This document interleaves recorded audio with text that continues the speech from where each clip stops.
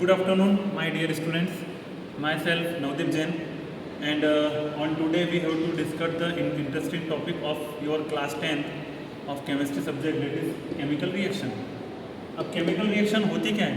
Chemical reaction actually होती है जब रिएक्टेंट साइड में और प्रोडक्ट साइड में कितने भी कंपोनेंट हो, कंपोनेंट मीन्स ये कंपोनेंट हो गए या आपके एलिमेंट हो गए या आपके मॉलिक्यूल हो गए, अगर वो पार्टिसिपेट करते हैं, जब रिएक्टेंट साइड ब्रोकन होता है तो प्रोडक्ट साइड बनता है। ओके, और कई केमिकल रिएक्शन ऐसी होती है जहाँ पे रिवर्सिबल केमिकल रिएक्शन होती है, जहाँ पे रिएक्टेंट से प्रोडक्ट भी बन सकता है और प्रोडक्ट से रिएक्टेंट भी बन सकता है। अभी हम बात कर रहे हैं ओनली इरिवर्सिबल रिएक्शन की, जो सिर्फ एक ही डायरेक्शन में परफॉर्म हो रही है। मीन्स रिएक्टेंट में जितने भी एटम या मॉलिक्यूल या आयन या कंपोनेंट पार्टिसिपेट कर रहे हैं वो ब्रेक होंगे और वो प्रोडक्ट का फॉर्मेशन करेंगे। ओके, तो ये जो केमिकल रिएक्शन है हम इसको एक एग्जांपल से समझते हैं। जैसे जो भी केमिकल रिएक्शन होती है उसके अंदर दो चेंज होते ही हैं, एक फिजिकल चेंज, एक केमिकल चेंज। जैसे मैं आपको एग्जांपल देता हूँ, बर्निंग ऑफ कैंडल। आपने कैंडल देखी है, आपने कैंडल को बर्न भी करा है। जिस तरह से हम कैंडल को जब बर्न करते हैं तो उसके लिए हम जब कैंडल को बर्न करते हैं और जब कैंडल कन्वर्ट होती है बर्न होने के बाद वैक्स में कन्वर्ट होती है, मतलब फिजिकल चेंज में क्या हो रहा है, कैंडल जो है वो सॉलिड स्टेट में कन्वर्ट होकर, सॉलिड स्टेट से कन्वर्ट होकर कहाँ में जा रही है, लिक्विड स्टेट में। तो जो वैक्स है वो लिक्विड स्टेट है और जो कैंडल है वो सॉलिड स्टेट है। तो जब स्टेट चेंज होती है उस चीज़ को बोलते हैं फिजिकल चेंज। और जब हम उसको जो हीट दे रहे हैं, जो बर्न कर रहे हैं कैंडल को, वो चीज़ जो चीज़ है जब न्यू सब्सटेंस फाउंड होगा, इट इज़ केमिकल चेंज। तो जब भी केमिकल रिएक्शन होती है तो chemical reaction is accompanied by chemical change with physical change. उसमें केमिकल चेंज भी होगा और फिजिकल चेंज भी होगा। जब फिजिकल चेंज होगा तो उसमें क्या होगा, स्टेट चेंज होगी, और जब केमिकल चेंज होगा तो उसमें न्यू सब्सटेंस फॉर्म होगा। This is the basic example of chemical reaction. Okay, अब केमिकल रिएक्शन के बेसिक एग्जांपल हो गए। तो हम जब बात करते हैं कि ये वाला जो आपका रिएक्टेंट साइड और प्रोडक्ट साइड है, तो इस रिएक्टेंट साइड में ए और बी मॉलिक्यूल लिए, ए और बी मॉलिक्यूल लेने के बाद हमारे कितने मॉलिक्यूल बन रहे हैं, सी और डी मॉलिक्यूल बन रहे हैं। कितने मॉलिक्यूल बन रहे हैं, ए और बी के सी और डी मॉलिक्यूल बन रहे हैं।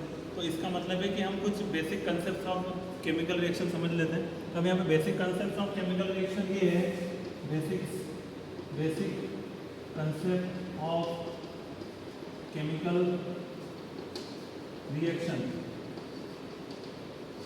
ठीक है, दोस्त element interact at left side, उसको बोलेंगे रिएक्टेंट, एंड दोस्त element form after completion of the chemical reaction, उसको बोलेंगे प्रोडक्ट साइड। तो ये प्रोडक्ट साइड होगी, ये आपकी रिएक्टेंट साइड होगी।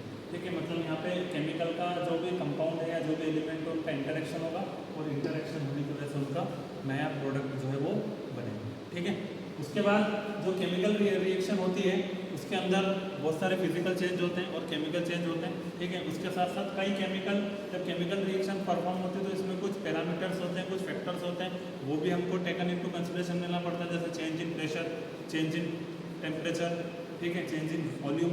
कई केमिकल रिएक्शंस होती है वो हमारी फैक्टर्स पर डिपेंड करती है। अगर हम जब तक फैक्टर वेरी नहीं करेंगे जब तक वो केमिकल रिएक्शन कंप्लीट नहीं हो पाएगी। आपको उसको प्रेशर बढ़ाना पड़ सकता है, प्रेशर कम करना पड़ सकता है, टेम्परेचर बढ़ाना पड़ सकता है, टेम्परेचर कम करना पड़ सकता है। ऐसे कई फैक्टर होते हैं, या कॉन्सेंट्रेशन ऑफ आयन, आयन का कॉन्सेंट्रेशन भी आपको बढ़ाना पड़ता है। तो बेसिकली जो केमिकल रिएक्शन है वो तीन चीज़ पर डिपेंड करती है, प्रेशर पे, टेम्परेचर पे और कॉन्सेंट्रेशन ऑफ आयन पे। ठीक है, तो इस तरह से केमिकल रिएक्शन होती है। और कुछ टाइप्स होते हैं वो हम डिस्कस कर लेते हैं। टाइप्स ऑफ केमिकल रिएक्शन में कुछ टाइप्स होते हैं वो हम बात कर लेते हैं। फर्स्ट जो टाइप है वो है आपका फर्स्ट जो टाइप है आपका केमिकल रिएक्शन का, वो है आपका कंबशन रिएक्शन। ठीक है,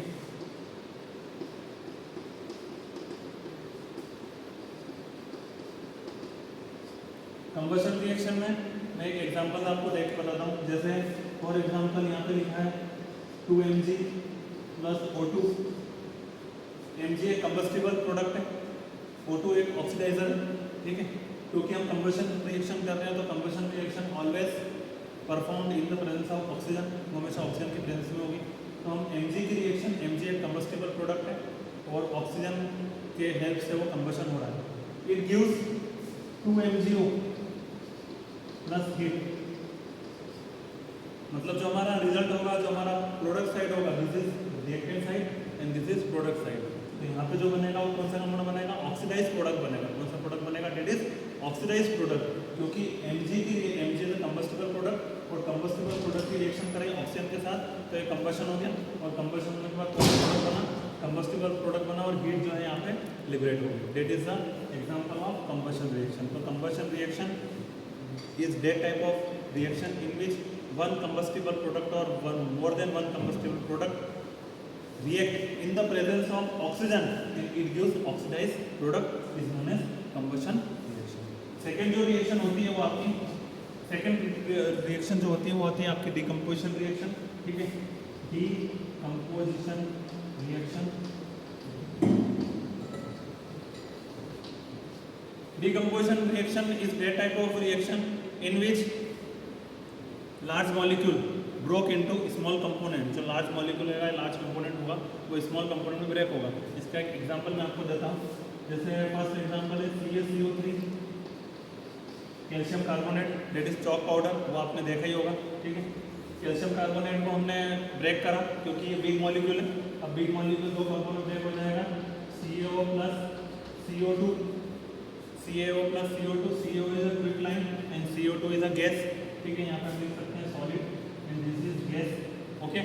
तो ये Ca हो गया आपका quick line, और मतलब decomposition reaction is that type of reaction in which big molecule broke into small molecules, और small molecule में कोई गैस भी बन सकता है और कोई solid बन सकता है। That is the decomposition reaction। तो decomposition reaction is simply a broken of bigger molecule into small molecule, that is the decomposition। जो थर्ड रिएक्शन होती है वो होती है आपकी neutralization reaction. It is very very important reaction, neutralization reaction. Neutralization reaction is that type of reaction in which strong acid, strong base और acid और base react with each other and form salt and water, ठीक है। जब भी salt और water आपको product side में बनेगा और एसिड और बेस की रिएक्शन होगी तो डेट टाइप ऑफ रिएक्शन होगी आपकी न्यूट्रलाइजेशन रिएक्शन। तो न्यूट्रलाइजेशन रिएक्शन में हमेशा प्रोडक्ट साइड में आपको सॉल्ट और वाटर ही मिलेगा। एग्जांपल उसका देते हैं, HCl hydrochloric acid react with NaOH, एक एसिड है एक बेस है, उसकी हमने रिएक्शन करी, क्या मिलेगा, NaCl दैट इज सॉल्ट, और एक मिलेगा H2 दैट इज वाटर।